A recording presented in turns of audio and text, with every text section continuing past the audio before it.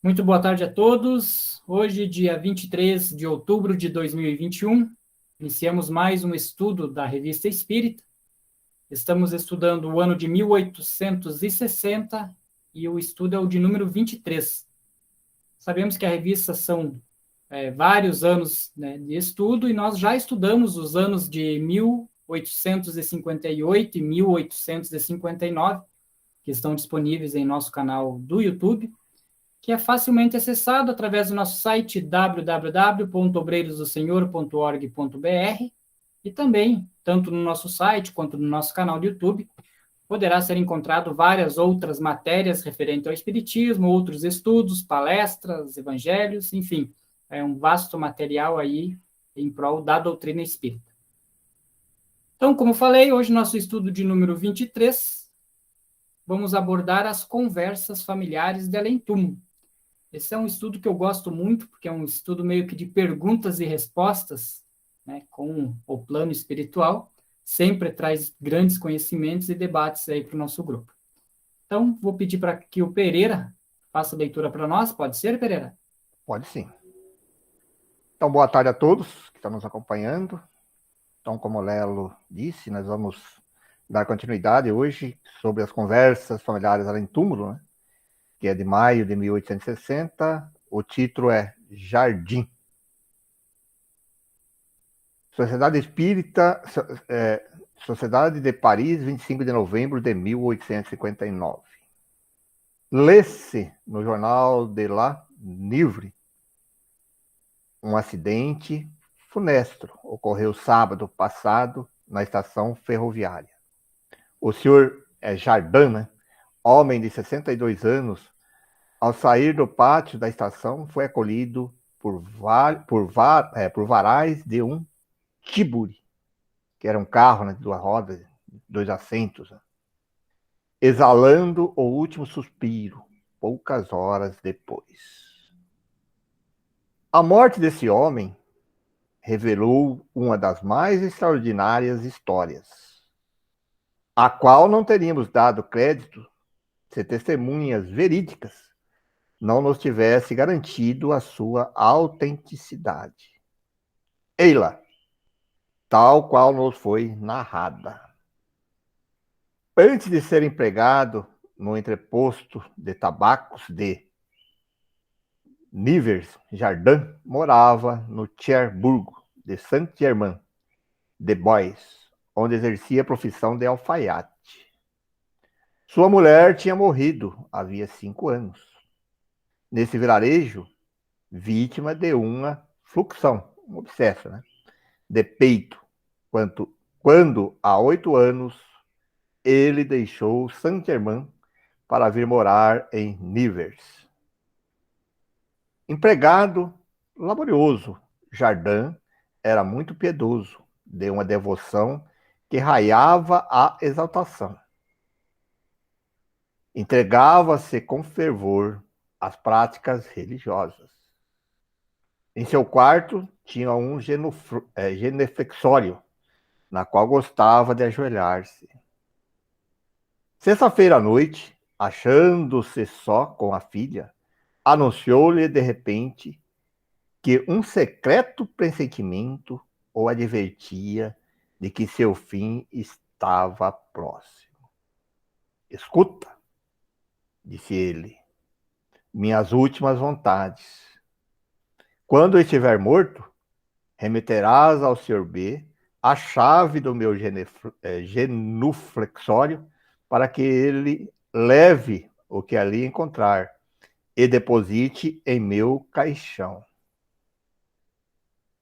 Surpreendida por essa brusca recomendação, a senhorita Jardim, não sabendo ao certo se seu pai falava sério, perguntou-lhe o que poderia haver no genuflexório. A princípio recusou responder, mas, como ela insistisse, ele lhe fez a estranha revelação de que o que se achava ali eram os restos de sua mãe. Informou-lhe que, antes de deixar Saint-Germain-des-Bois, tinha ido ao cemitério durante a noite. Todos dormiam no vilarejo. sentindo-se muito só, tinha ido à sepultura da esposa e, armado de uma pá, havia cavado a terra até atingir o caixão que continha os restos daquela que fora sua companheira. Não querendo separar-se desses preciosos despojos, recolhera os ossos e os depositaram no seu genuflexório. A essa estranha confidência, um pouco amedrontada, mas sempre duvidando que o pai falasse sério, a senhorita Jardim prometeu-lhe conformar-se às suas últimas vontades, persuadida de que ele queria divertir-se à sua custa e que no dia seguinte ele daria a solução desse fantástico enigma. No dia seguinte, sábado, Jardim foi ao escritório, como de costume. Cerca de 1 hora foi mandado à estação de mercadorias para despachar sacos de tabacos destinados ao abastecimento do entreposto. Mal saíra da estação, foi atingido no peito pelo varais de um tiburi, que lhe passara despercebido em meio às viaturas estacionadas no embarcadouro. Seus pressentimentos não o haviam enganado. Derrubado pela violência do choque, foi levado para casa sem sentidos. Os socorros prodigalizados fizeram-lhe recobrar os sentidos. Pediram para tirar-lhes as roupas, a fim de examinar os ferimentos. Mas ele se opôs vivamente. Insistiram e recusou ainda. Mas como, apesar da resistência, se dispunha a despi-lo, prostou-lhe de repente. Estava morto.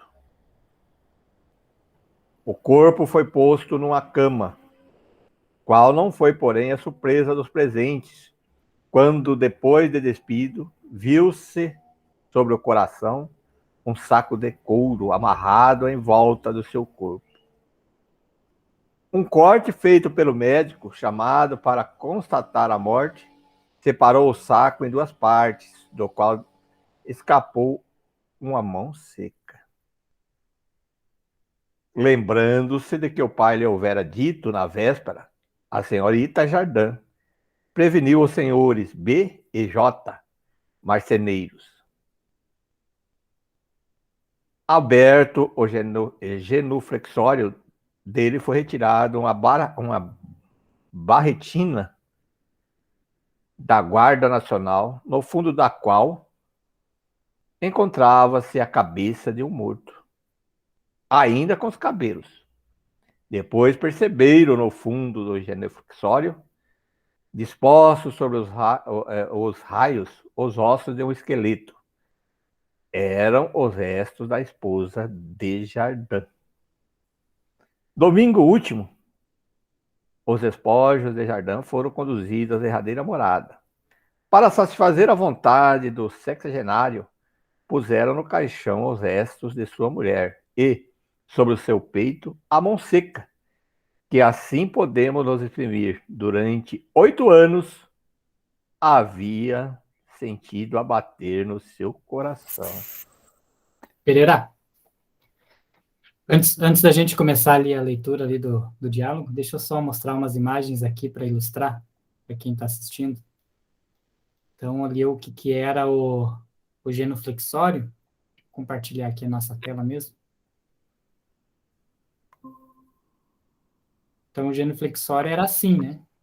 Não sei de qual modelo que era o dele, mas provavelmente ele escondia, né? Escondeu ali os restos mortais, né? Na parte de baixo aqui, né? Nessa parte que tem tipo um caixotinho, né? Olha, eles têm uns caixotinhos embaixo, então deve ser alguma coisa assim, né? Que ele escondeu lá os restos mortais. Que era uma almofadinha onde a pessoa ajoelha, né? Isso, pode ver embaixo aqui então, dá para abrir. Alguns até usam guardar ali aqueles livrozinhos de missa, aquelas coisas, né? Olha, aqui ele tem um espaço bem legal. E aqui o Tilbury ali do carro era tipo uma charretinha, né? Ele era tipo uma charretinha e ia puxada a cavalo. Por isso que ele falava que não tinha nem volante, né? Não tinha nada. Então, por quê? Porque era puxada pelo cavalo. Então, foi atingido por uma dessa aqui. E quando eles abriram lá o caixotinho lá do coisa, eles encontraram lá uma barretina, que é aqueles chapeuzinhos daquelas guarda especial lá, que eles ficam, né, guardando, às vezes, restos mortais de pessoas importantes, né, militares importantes. Então, deu a ler ali que ele tinha uma cabeça dentro disso aqui, né? Falou que tinha um crânio de uma pessoa dentro disso aqui. Então, o senhor Jardim ali era meio doidinho, né? Nela, mostra de novo o Tilbury, ali, só para ver que tem esses varais, né? Aqui, que é onde essa parte de madeira que encaixa nas laterais do cavalo, né? Então, ele deve ter batido com aquilo ali, né? Bateu nele e ele desmaiou ali, né? Enfim. Bom, interessante, né? Interessante. Legal para ilustrar e para a gente ter uma noção ali do que era, né? Bacana. Os objetos que eles citaram. E você vê como é que era na época que ele caiu lá machucado, não havia socorro outro, né? A não ser levar para casa e esperar o médico chegar, né? Não havia ambulância para levar para o hospital, nada disso. Tanto é que ele fala, né, que algumas horas, né, depois, nossa, então ele ficou ali agonizando por algumas horas, né, praticamente, certo, sem socorro, né? A gente não sabe se ele não morreu do infarto, de repente, também ali, né? Porque ele estava lúcido, conversando, aí ele ficou tão nervoso porque não queria que descobrissem que ele tinha ali guardado a mão seca, né? Uhum. Eu imagino que devia ser uma faixa de couro, assim, enrolada, né? E a mão estava dentro, então ele se negava, então quando viu que não tinha jeito, ele desfaleceu. Então eu tenho a impressão que talvez ele tenha tido até um infarto ali, né? Talvez o acidente não tenha sido a causa-morte, né? Sim, sim. Vamos ver se ele revela para nós aí. Pode continuar, Tereza. Então vamos continuar aqui. Então aquela evocação, que nós já falamos nos primeiros estudos, que o Kardec tinha tudo vamos dizer assim, um critério que ele utilizava em nome de Deus, tal, né? E aí o Espírito respondeu, eis-me aqui. E o Kardec continua perguntando, quem vos preveniu de que desejávamos falar-vos? Nada sei. Fui arrastado até aqui. Onde estáveis quando vos chamamos?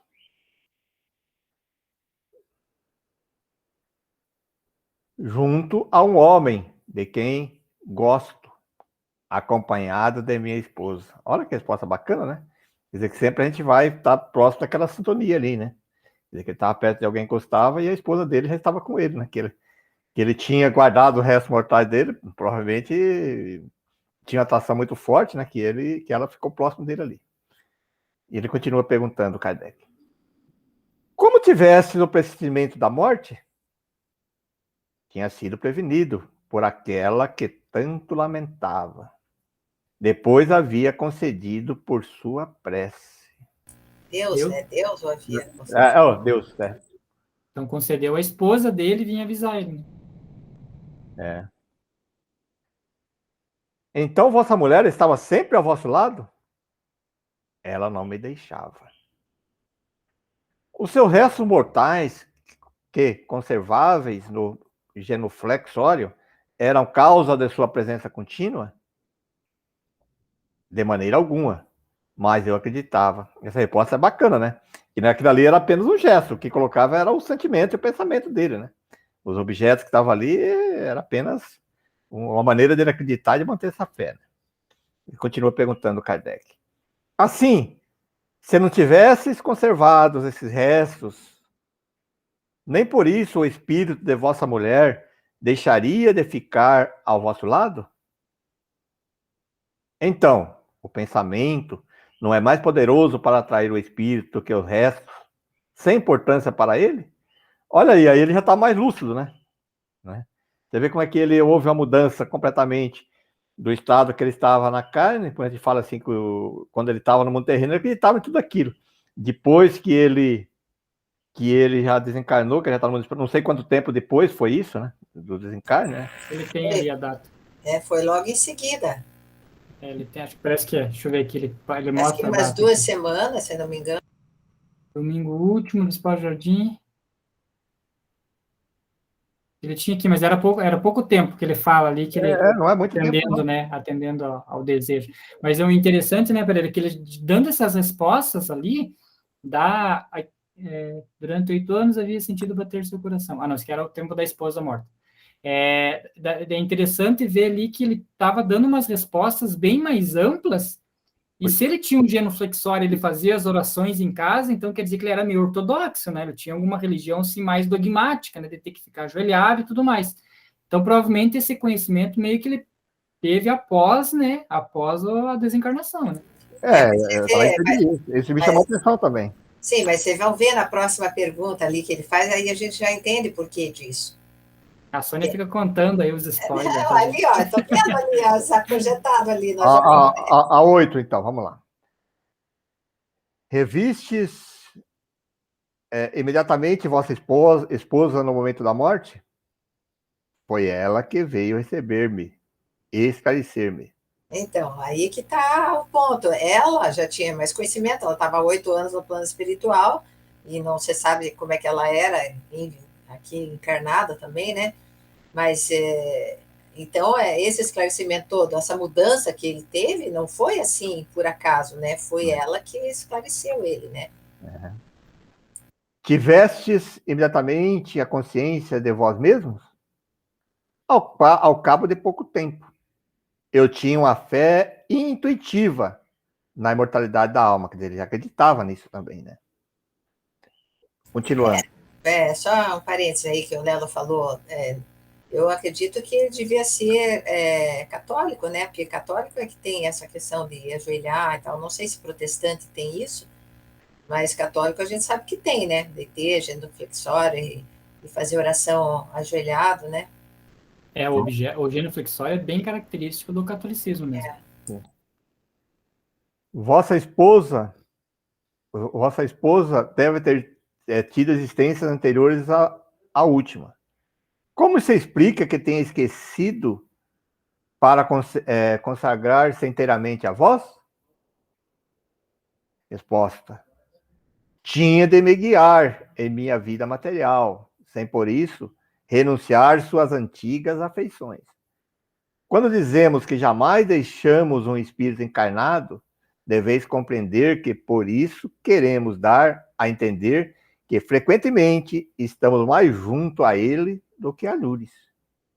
A rapidez do nosso deslocamento nos permite, de maneira tão fácil quanto a vós, uma conversa com vários interlocutores.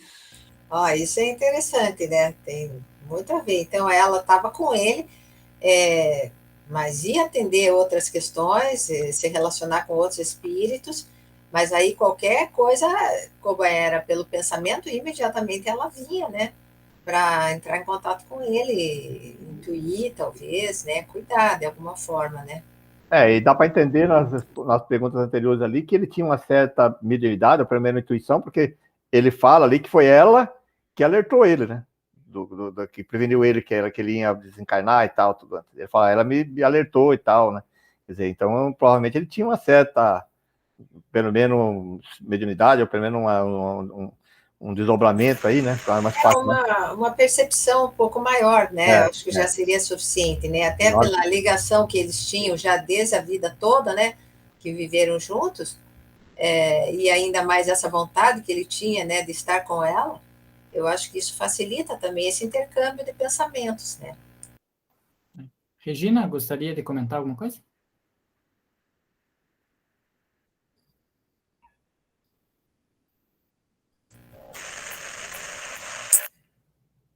Não estamos escutando o teu áudio, Regina. Deve estar com problema de microfone. Uhum. Bom, vamos continuar então. Lembrai-vos de vossas existências anteriores?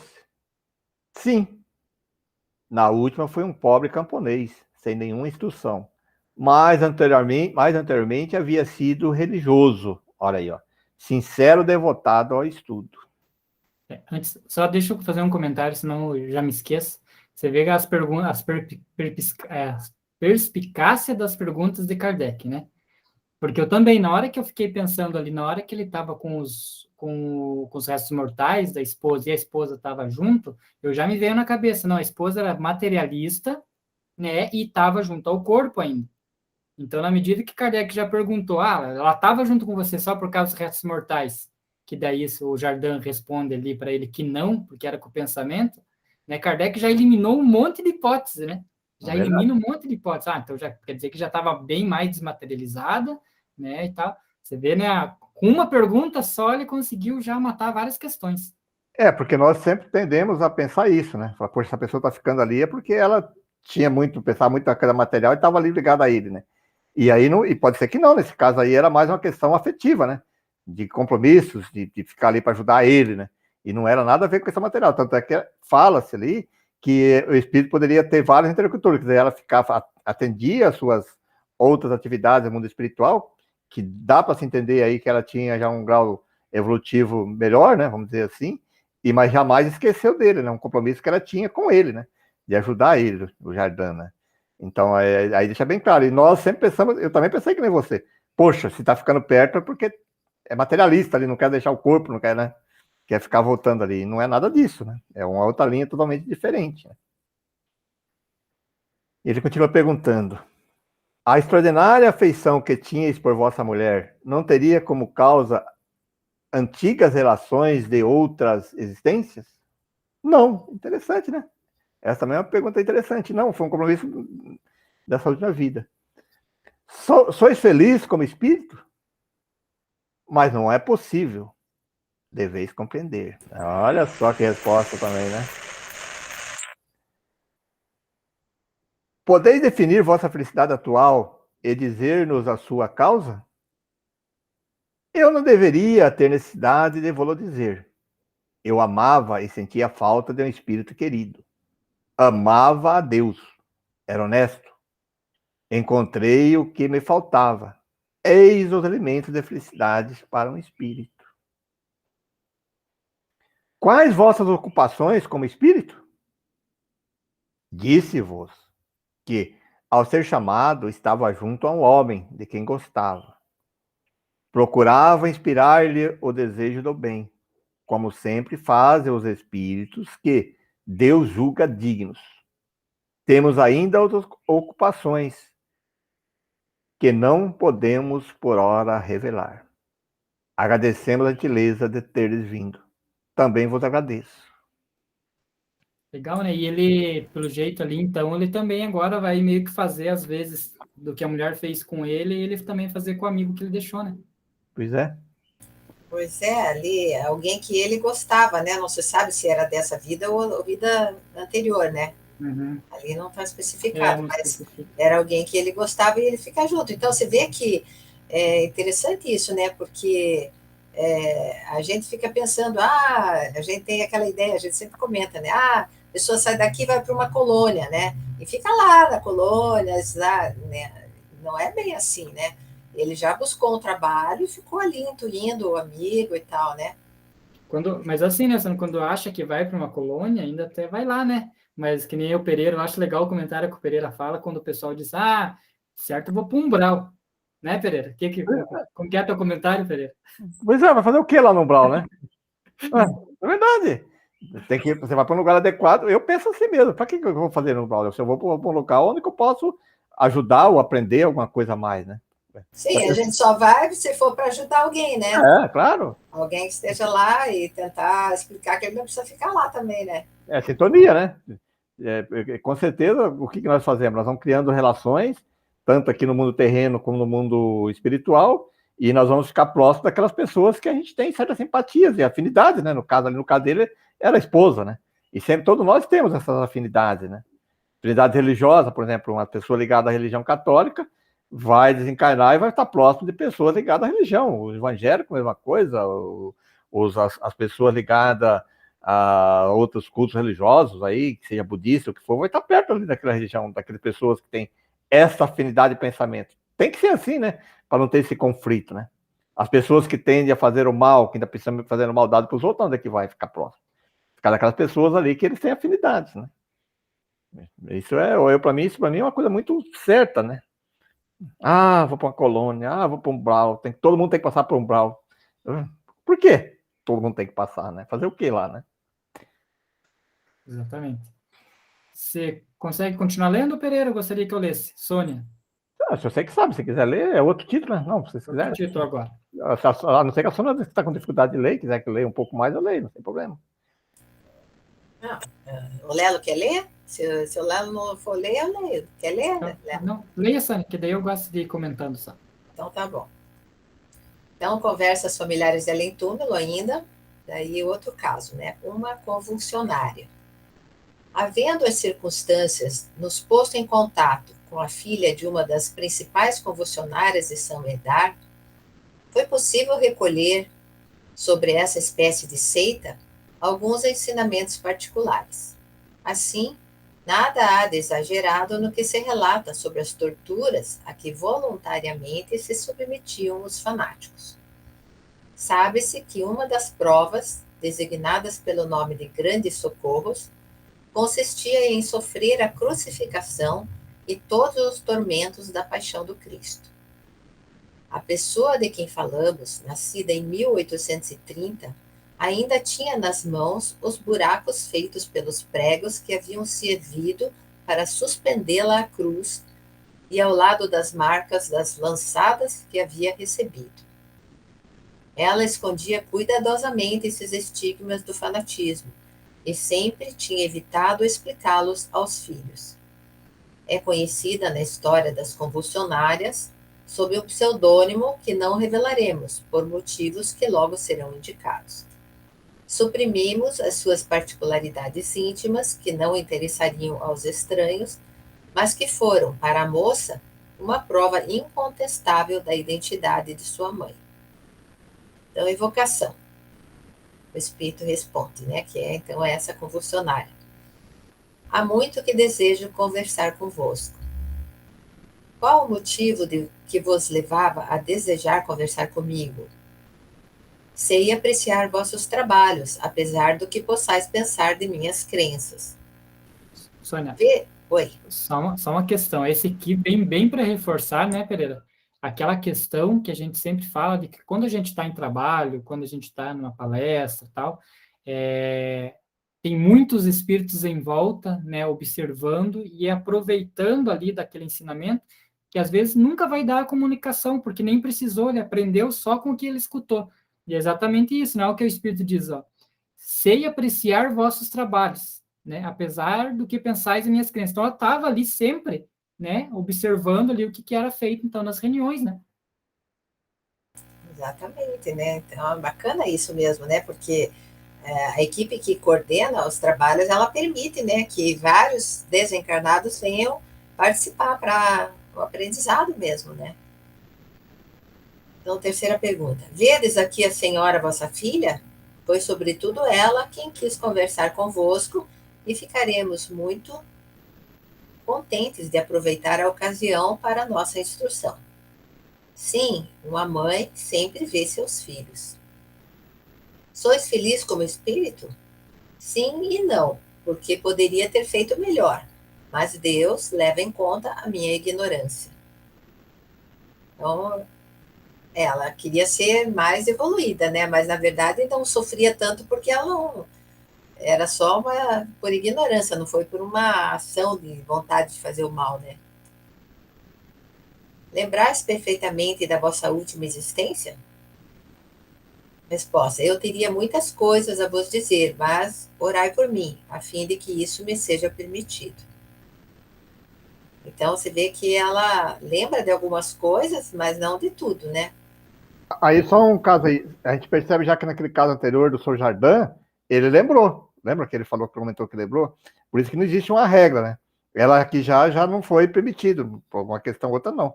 E o Sr. Jardim disse que lembrou de outras vidas anteriores, que foi um camponês, tudo certinho. E ela aqui disse que não lembrou, né? Não lembrou, né? Lembra de algumas coisas. Ela teria muitas coisas a vos dizer. Vamos ver, né? Mas em ambos os casos a gente vê a questão da hierarquia ali dos espíritos, né? Porque tanto lá no Jardim também, bem na última pergunta ele fala, né? Que algumas coisas, por hora, ele não poderia revelar. E ela ali vem trazer a mesma coisa. Então existe, né? A gente fica claro aí, né? A questão hierárquica, né? Dizer assim, não sou permitido a fazer isso, né? dizer que ele lembrava, né, de algumas coisas, mas não podia falar, né? A gente fica até curioso de saber o que era que ele não podia revelar, né? Mas, enfim. A sexta pergunta. As torturas a que vos submetestes vos elevaram e tornaram mais feliz como espírito? Não me fizeram mal, mas não me fizeram avançar em inteligência. Então, vê que... Porque foram aquelas torturas, aqueles sofrimentos, né? Então, não prejudicou ela como espírito, mas também não fizeram ela avançar em nada, né? Porque não havia uma utilidade, na verdade, né? Outra pergunta. Rogo-vos a gentileza de ser mais precisa. Pergunto se aquilo vos foi levado à conta de mérito. Resposta. Direi que tendes uma pergunta em O Livro dos Espíritos, que dá uma resposta geral. Quanto a mim, era uma pobre fanática. Então, você vê que ela mesma entrou em contato com o Livro dos Espíritos, né? Eu penso que talvez até depois, né, de desencarnada, né? Não fica bem certo aí, mas eu acho que sim, né? Porque antes ela era só uma fanática lá, né? Ela nem acho que talvez conhecesse o espiritismo, né? Então você vê como estudo, né? No plano espiritual, né? Bacana É, isso. às vezes ou estudam, né, Sônia? Ou às vezes quando se desprende, tem coisas que ficam tão claras na cabeça também do espírito, né? Que enquanto a gente encarnado acha tão difícil de compreender, e quando você fala, nossa, ficou claro, é óbvio que eu ficar me dando chicotada ou ficar fazendo cortes na pele não me vai trazer nenhum mérito, né? Mas enquanto encarnado, às vezes, pelo meio que você está inserido, você acha que sim, né? Mas eu comentei de estudar porque ela disse ali, tendes uma pergunta em O Livro dos Espíritos. Né? A verdade é que a gente sabe que o espírito ele tem capacidade de ver, mesmo sem estudar, ele pode dar uma olhadinha assim, né, na obra do Kardec ali, né? E a gente viu isso através dos sonâmbulos, que a gente sabe como é, que eles, mesmo no livro fechado, eles conseguem fazer leitura, né? Mas, de alguma forma, ela teve um interesse, né, de se instruir a respeito. Então, a nota do Kardec ali. Alusão à questão 726 do Livro dos Espíritos sobre os sofrimentos voluntários. Essa questão diz que o mérito dos sofrimentos voluntários está na razão da utilidade que daí resulta para o próximo. Ora, os das convulsionárias não teriam, segundo creio, senão um fim puramente pessoal? Ela responde: era geralmente pessoal, e se jamais falei disso a meus filhos, foi porque compreendia vagamente que não era o verdadeiro caminho. Aqui aqui eu vou argumentar, não sei se é real, né? Mas vamos pensar aqui. É uma única sessão, né? Porque não está falando que for dividida a sessão. Então, na hora que ela fala, apesar de Kardec já saber, né, se era certo ou errado, quando ela fala, Kardec já sabia qual que era a questão do livro. Lógico, ali talvez ele tenha tido pesquisar para dizer que era 726, mas o teor da resposta ele já sabia, porque na pergunta seguinte ele já emplaca, né, ali a questão, a resposta que estava tratada no livro dos Espíritos. Vê que interessante, né? Exatamente, ele tinha isso muito fresco, né, na cabeça, assim, muito nítido. Claro, né, também foi ele que fez, né, e eu acredito que eles estudavam muito, né, essas questões, sempre estava aparecendo casos e ele se reportava novamente ali, né. Então, bom, aí depois disso o Kardec faz outra observação. Aqui, o espírito da mãe responde por antecipação ao pensamento da filha, que desejava perguntar-lhe por que, em vida, tinha evitado falar disso aos filhos. Então, a mãe já diz ali a resposta para a filha. Né? Outra pergunta. Qual era a causa do estado da crise das convulsionárias? Resposta. Disposição natural e superexcitação fanática. Jamais teria querido que meus filhos fossem arrastados por essa ladeira fatal, que hoje reconheço melhor ainda. Então ela percebe, né, que aquilo foi um fanatismo, não teve nada de útil, né? Então Kardec fala, respondendo espontaneamente a uma reflexão de sua filha, que entretanto não havia formulado a pergunta acrescenta o espírito. Eu não tinha educação, mas intuição de muitas existências anteriores. Então, você vê como o espírito estava muito ligado, né, ao pensamento da própria filha ali, né? Tudo que a filha pensava, ele já ia respondendo antecipadamente. Pergunta 10. Dentre os fenômenos produzidos entre as convulsionárias, alguns apresentam analogia com certos efeitos sonambúlicos. Por exemplo, a penetração do pensamento, a visão à distância, a intuição das línguas. O magnetismo representava nisso um certo papel? Muito. E vários sacerdotes magnetizavam sem que as pessoas o soubessem.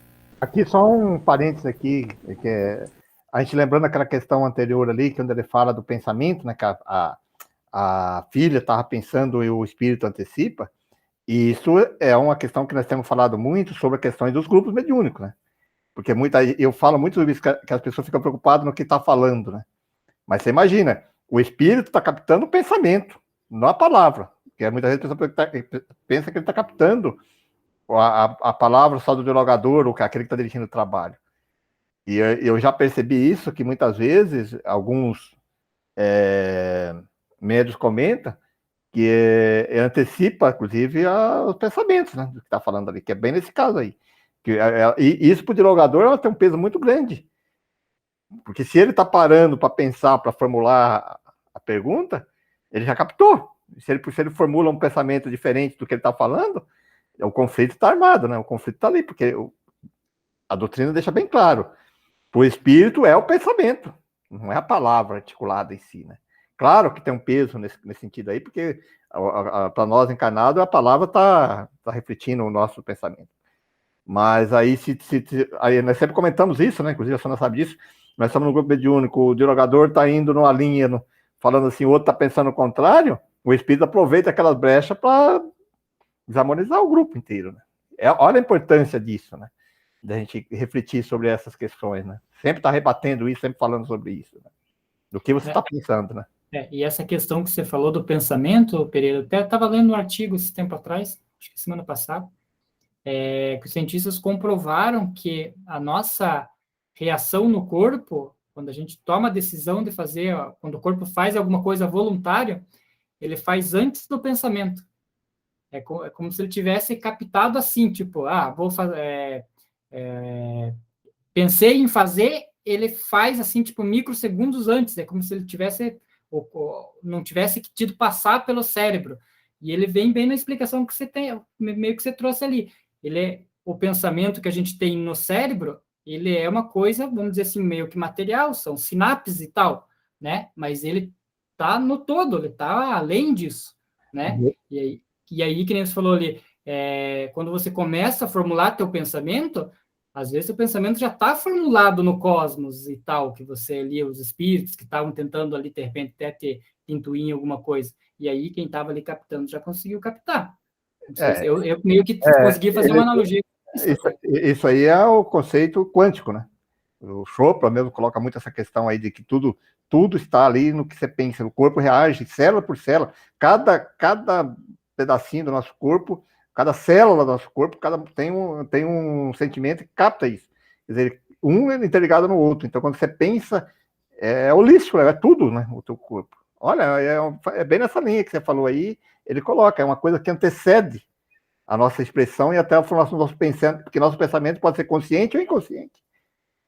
Inconscientemente, quando você já pensou que vai falar, você já pensou, já formulou, mas antes disso você já tem uma coisa que é do espírito, né? Eu penso que daí é o espírito, né? É isso mesmo que eu ia comentar. Na verdade, esse tempo, né, que o Lelo disse, né, que as células reagem antes do pensamento, na verdade é porque o cérebro demora um tempo para captar o que o espírito está repassando para ele, né? Então, as células conseguem captar antes até do que o próprio cérebro, até organizar o pensamento lá para que a gente, em vigília, a gente perceba o que aquilo significa, né? O que o espírito passou, nosso próprio espírito passou para nós, né? Essa informação, até a gente tornar isso de uma forma consciente, as células já receberam intuitivamente, porque as células não têm que ficar pensando, né? Nós é que temos que pensar, elaborar o pensamento e tal, para ficar de uma forma inteligível para nós em vigília, né? Mas a célula não, ela recebe aquela energia e ela vai reagir imediatamente. É bem interessante isso. E o Lelo comentou alguma coisa sobre o pensamento materializar. Ele é materializado mesmo, materializa no cosmos. O que você pensou fica ali, os espíritos captam isso, pegam aquilo ali, né? Entendeu? Fica tudo que nós pensamos, formulamos o raciocínio, isso está aí também na doutrina, que pensa em assassinar uma pessoa. Ah, só pensou. Mas quando ele pensou isso aí, uma multidão de espíritos que tem o mesmo interesse de fazer mal para aquela pessoa vai aproximar de você e vai começar a instigar aquilo lá, porque ele captou o teu pensamento. E aí ele vai começar a querer, vamos dizer assim, fazer com que você materialize aquilo. Mas aquilo ficou, a imagem ficou ali gravada no cosmos, né? Vamos dizer assim. É uma coisa assim que nós não compreendemos ainda totalmente isso, a grandeza disso. Mas olha a importância de nós pensarmos bem, né? Só para a gente dar uma amplitude ali também para o tema, Pereira, ele comenta aqui na pergunta 10, ó, dentre os fenômenos produzidos entre as convulsionárias, alguns apresentam analogia com certos efeitos sonambúlicos. Vocês poderiam falar um pouquinho dessa questão do sonambulismo na parte mediúnica? Então, isso aí está na própria emancipação da alma, quando o Kardec coloca ali, e do magnetismo, que aí entra a dupla vista e todos esses fenômenos, aí ele fala, ó, a visão, a distância, que nada mais é do que a vidência, né? A clarividência e o magnetismo, claro que tem um papel muito, muito nisso aí, né? Porque é ali que o espírito se emancipa e entra em toda essa sintonia, né? Os efeitos sonambúlicos, por exemplo. Penetração do pensamento, visão à distância, intuição, línguas. Isso é tudo, tá tudo lá, bem claro. Quando a gente estuda lá no capítulo do Livro dos Espíritos, que fala da emancipação da alma, tá tudo bem claro descrito lá, né? Até nós estávamos estudando no último estudo do Leon, né, Sônia, sobre isso, e é bem isso mesmo. Então, ali ele faz esse paralelo porque realmente, então ele está perguntando se isso também, porque o sonambulismo era um efeito do magnetismo, né? Levando a todas essas questões, né? O fenômeno de emancipação da alma e todas essas capacidades que o espírito tem quando está emancipado, que ele cita ali, né? Penetração do pensamento, visão à distância, intuição das línguas, etc. Então, por isso ele pergunta, será que, então, essas convulsionárias também era efeito do magnetismo? E ela responde que sim, ó, que vários sacerdotes magnetizavam sem que as pessoas soubessem. Eu não sei se ela está se referindo a algum sacerdote ali da época em que ela foi uma convulsionária, né? Não sei, ou se ela está falando dos sacerdotes mais antigos, mas de alguma forma havia uma magnetização e elas entravam nesse estado de convulsionárias, né? Então elas também ficavam mais emancipadas, né? Olha, e sem que as pessoas soubessem, né? Olha aí, sem que soubessem. Quer dizer, não precisa ficar sabendo, né? Chega lá e começa a falar, né? Olha. Talvez a gente tenha que trazer um pouco também até para o título dessa comunicação, que é a questão que ela era uma convulsionária. Então, ela sofria de convulsão, vamos imaginar isso. Convulsionárias eram aquelas que tinham aquele processo, porque não é convulsão só, como as pessoas têm, vem, por exemplo, a epilepsia, a pessoa tem uma convulsão e tal, né?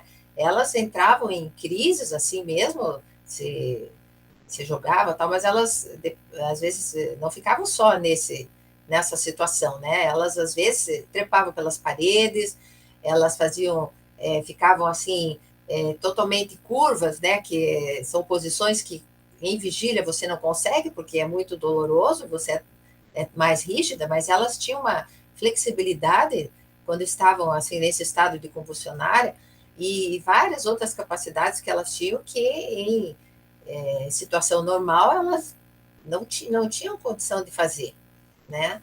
Inclusive isso, subiu pelas paredes, imagine. Qual pessoa em vigília tem condição de fazer isso? Uma moça, né? Geralmente, mulheres, assim, não tinha essa condição. Então, isso tudo porque elas, provavelmente, elas se emancipavam e elas comandavam de fora, ou um outro espírito comandava elas de fora do corpo, e aí fazia o corpo fazer o que bem entendesse. Né? Porque quando você está dentro do corpo, a situação já é diferente, você não consegue fazer certas coisas, né? Mas emancipada, assim, digamos, está fora do corpo, ela mesma, né, dona do corpo. De fora, ela consegue agir sobre o corpo como se o corpo fosse um boneco. E o corpo faz coisas inacreditáveis, né? Né? Tem aqueles estudos, né, de pessoas que são paraplégicas, que às vezes, enquanto no sono, eles dão aquelas movimentadas no corpo, né? Que ainda não conseguem explicar, né? E até essa questão, assim, por exemplo, que isso existe em várias situações, até também foi comprovado mais recente, quando tinha aparição, por exemplo, eu acho que até de Nossa Senhora de Fátima, outras aparições que houve, que eram recorrentes, e as pessoas iam fazer experimentos com essas meninas, né, que tinham essas visões, ficavam lá em êxtase, praticamente elas ficavam, né, mas elas conversavam, falavam e tal.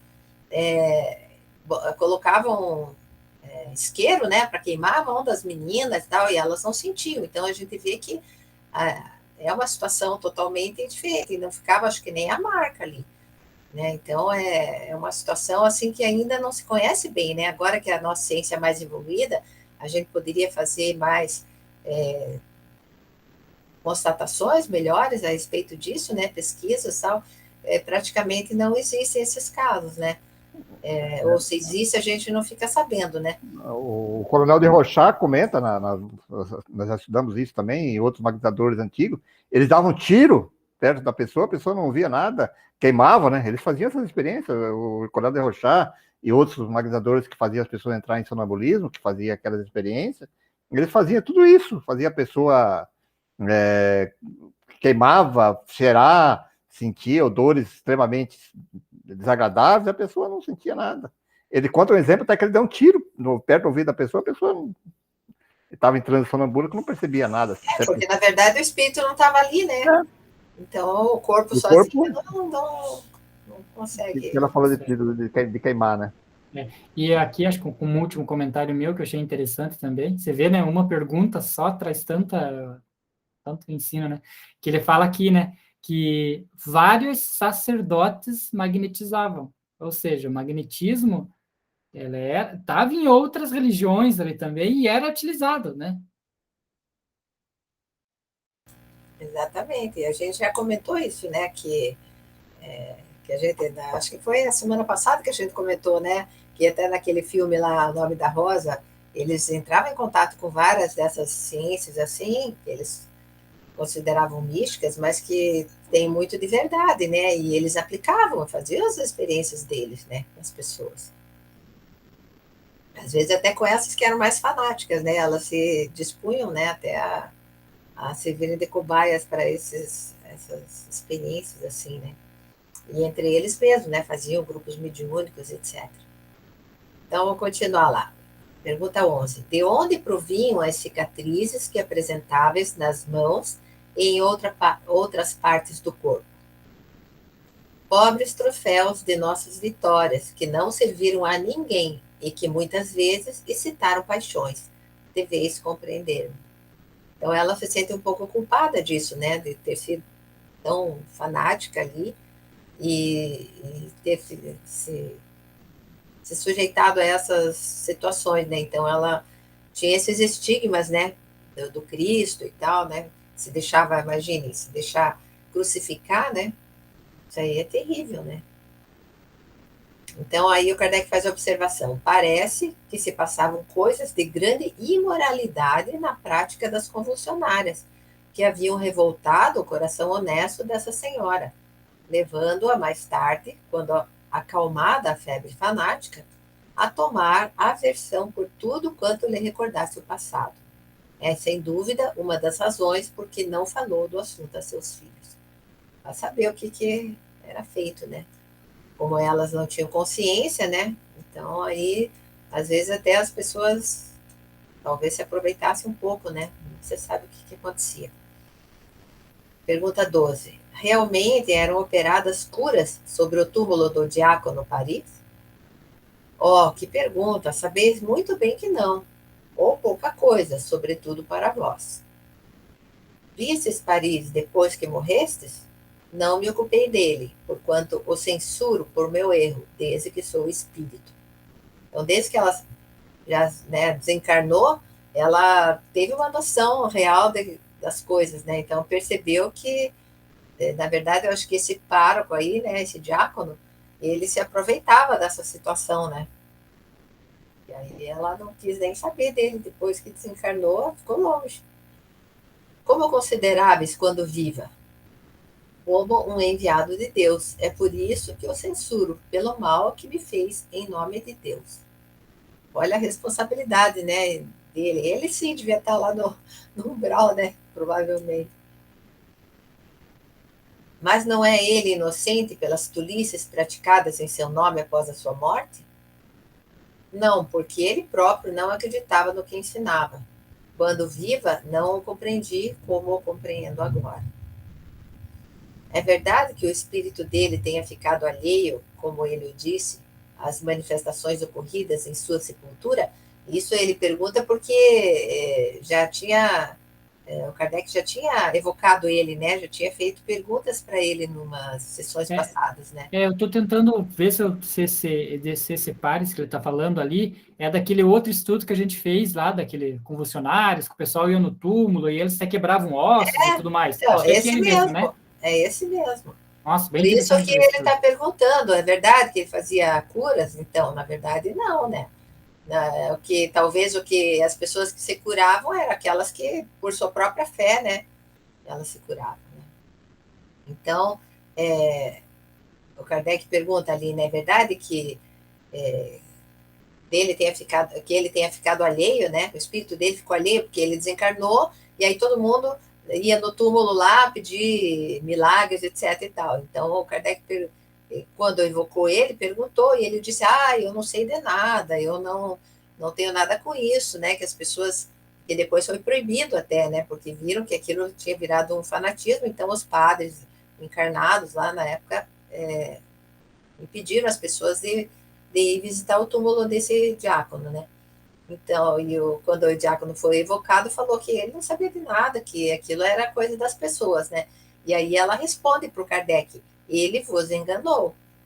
Então, na verdade, ele gostava, né? Quando as pessoas iam lá, pelo que eu estou entendendo, não sei se vocês entendem assim também, né?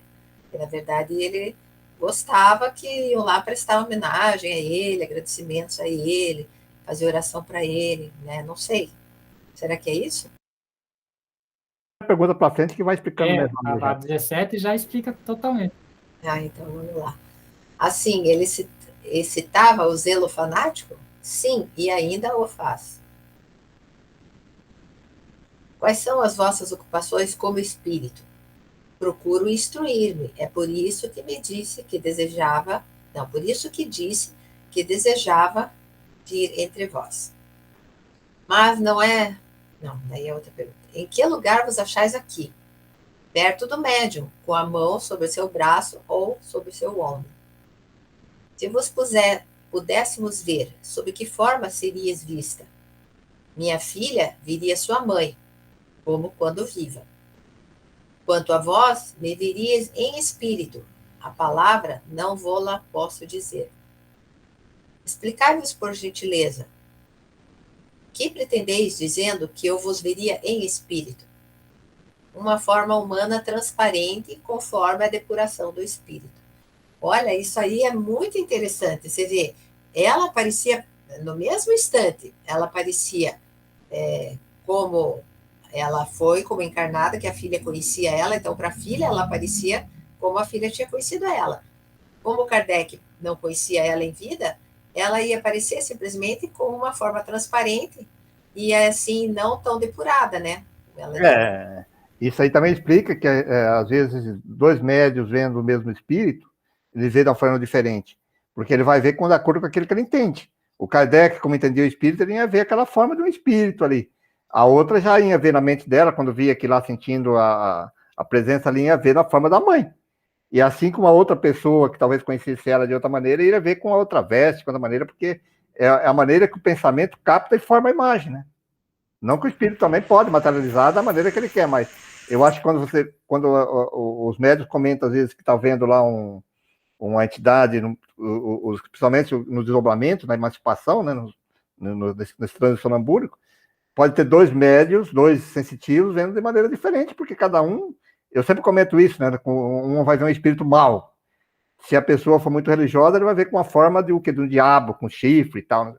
O outro que já é mais ligado à questão afro, não sei o que, ele vai ver já uma forma grotesca, lá da maneira que é aquilo que ele conhece como mal, né?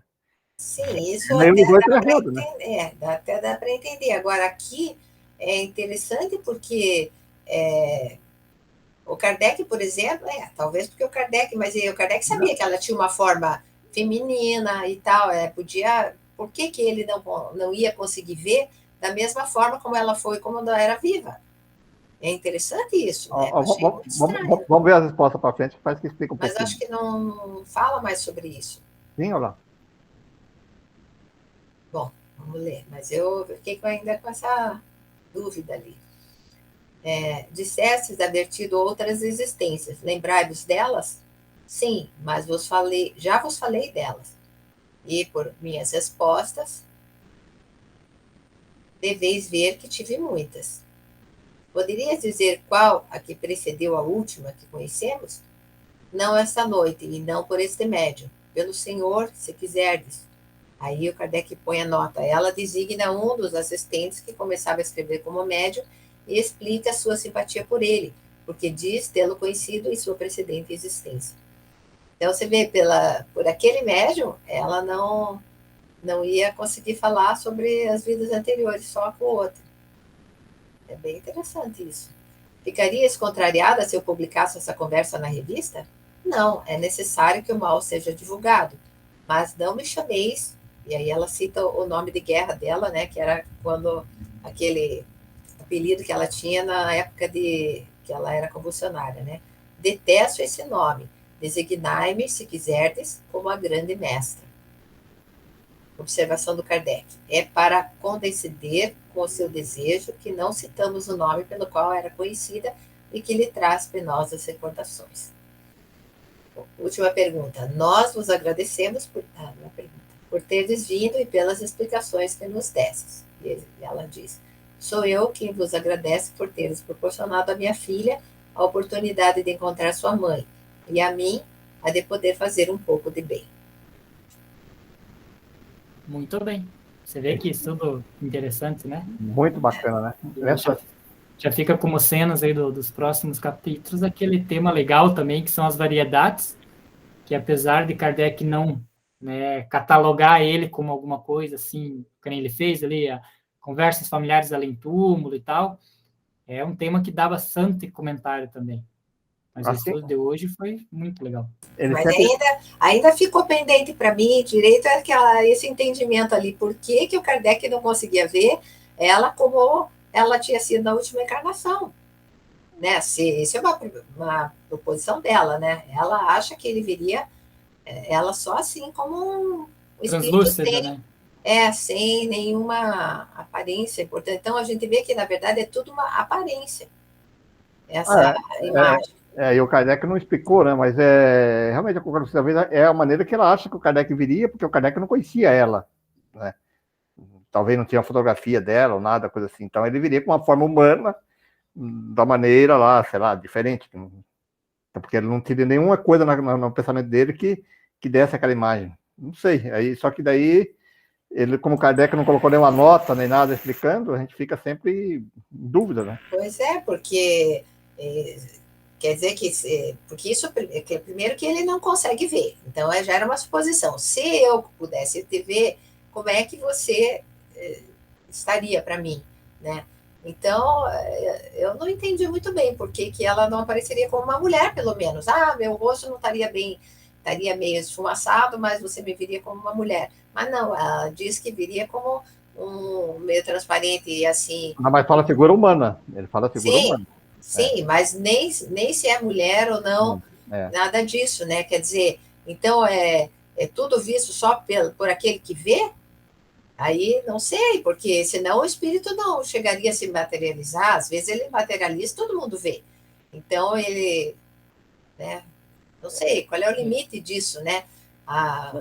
O que dá para entender aí também, falando assim, que o espírito pode se apresentar simultaneamente de várias formas para várias pessoas que estão vendo, né? De acordo com cada um, né? No mundo espiritual. Talvez pela vontade dela, ela não quisesse se mostrar para ele como ela foi.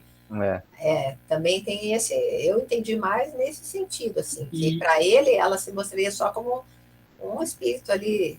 e isso para Kardec, ele soou comum, porque ele não fez nenhuma nota, porque quando não soa comum para ele, ou alguma coisa que ele também não concorda, ele sempre faz uma nota. A gente viu, né, nessa comunicação, quantas notas ele fez. Então, para ele soou comum. Então, esse também, até pegando um ganchinho nisso aqui, que é uma coisa que a gente tem que tomar cuidado também quando a gente faz esses estudos nossos, né? Nós não sabemos quem está assistindo, quem vai assistir futuramente.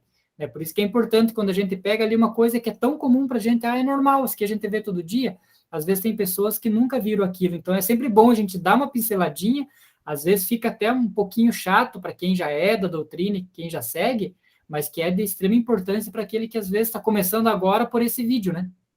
É verdade.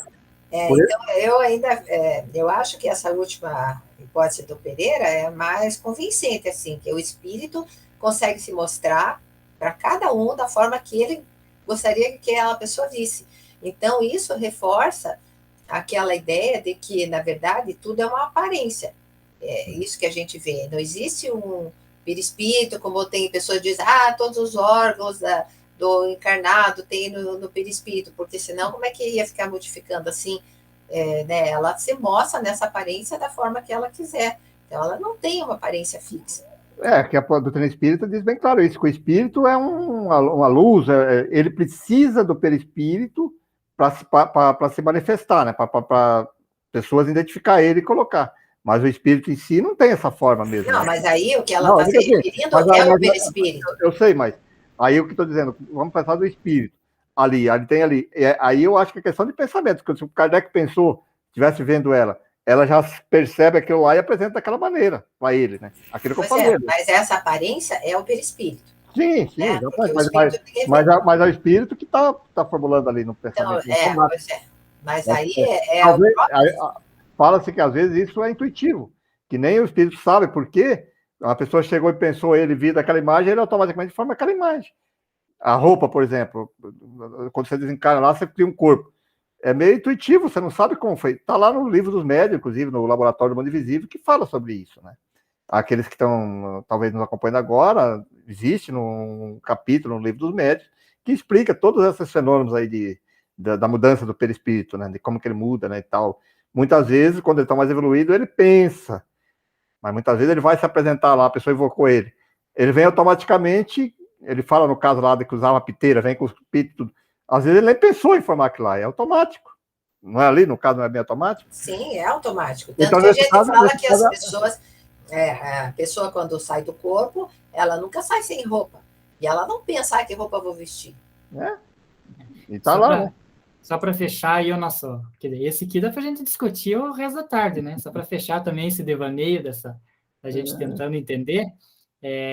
Também pode ser, né?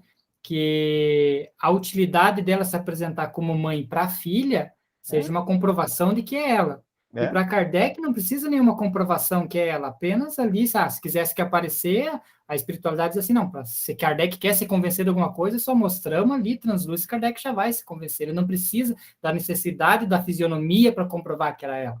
Sim, com certeza, mas eu digo assim, que isso comprova que é uma aparência. Que não é um corpo perispiritual que tem tal coisa, né? Que em algumas literaturas mostra isso, né? Que é tudo assim, né? Então isso a gente tem que meditar sobre isso, né? Muito bem. Isso aí, né, Pereira? Encerramos. Muito bom o estudo de hoje. Aproveitando então nossa conversa final, assim, né? Nós sempre convidamos aqueles colegas que vêm nos assistir o nosso vídeo depois, né? Que estude lá o livro do Espírito, estude lá o que é Espiritismo, estude o livro dos Médios, pergunte para pessoas espíritas que já conhecem algum esclarecimento, existem várias casas com vários tipos de estudos introdutórios, antes de tirar algumas conclusões, né? Porque nós comentamos aqui, realmente, como o Lelo falou, nós estamos colocando aqui uma revista espírita, onde o Kardec é considerado o laboratório do mundo invisível, onde o Kardec está demonstrando as relações além túmulo, para dar, assim, vamos dizer assim, um experimento do próprio Livro dos Espíritos, que depois muitos desses ensinamentos ele transformou no Livro dos Médiuns, e outras obras foi tirado em cima dessas conversas, que nós que estudamos o Espiritismo sabemos disso. Muitas coisas daqui ele fez o filtro, fez toda aquela análise, fez aquelas conclusões, e depois transformou em outros livros, né? Então é importante estudarmos, né? Isso sempre. Porque muitas vezes vamos ter uma conclusão simplesmente pela nossa conversa que tem aqui. Às vezes a nossa conversa é um bate-papo aqui, as pessoas conhecem um pouco da doutrina espírita, não conhecemos tudo, né? E que deve... A ideia nossa aqui é que, pelo menos, que as pessoas possam refletir sobre isso e procurar se esclarecer sobre essas questões, né?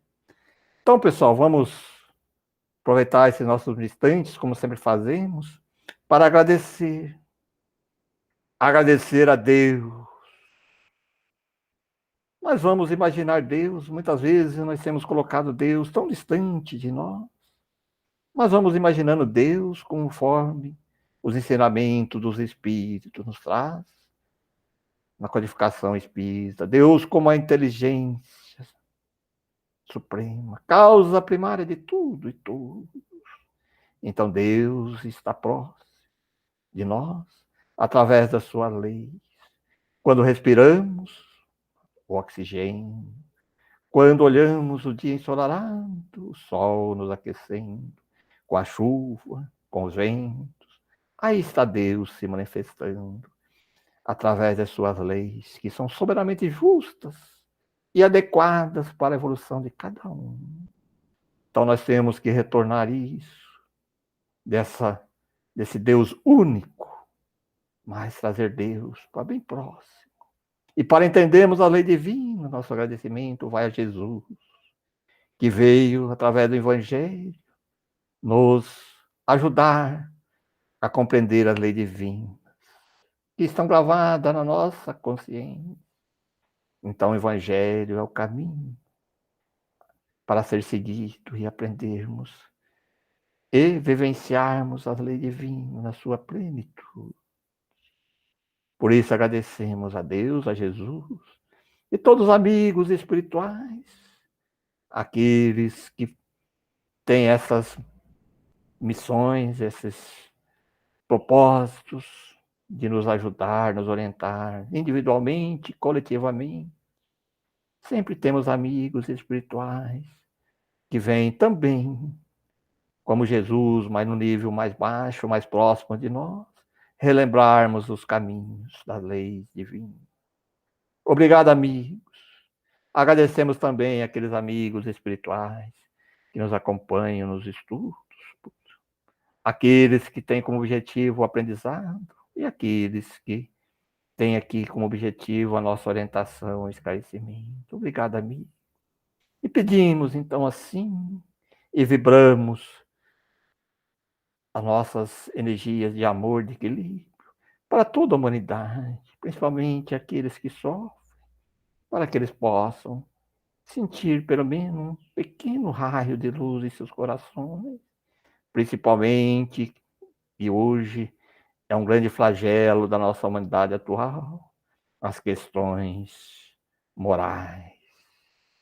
Que esses que ainda persistem, aqueles espíritos que estão tendo oportunidades reencarnatórias e estão continuando os seus erros, os seus equívocos, que uma pequena luz possa despertar em seus corações e assim ter um pequeno lampejo, pelo menos refletir, se não nessa, mas que em outras oportunidades encarnatórias, se despertar para uma nova fase evolutiva. Mais uma vez, obrigado, Deus, obrigado, Jesus, e que possamos estar reunidos aqui na próxima semana para mais um estudo dessa revista tão esclarecedora. Que assim seja.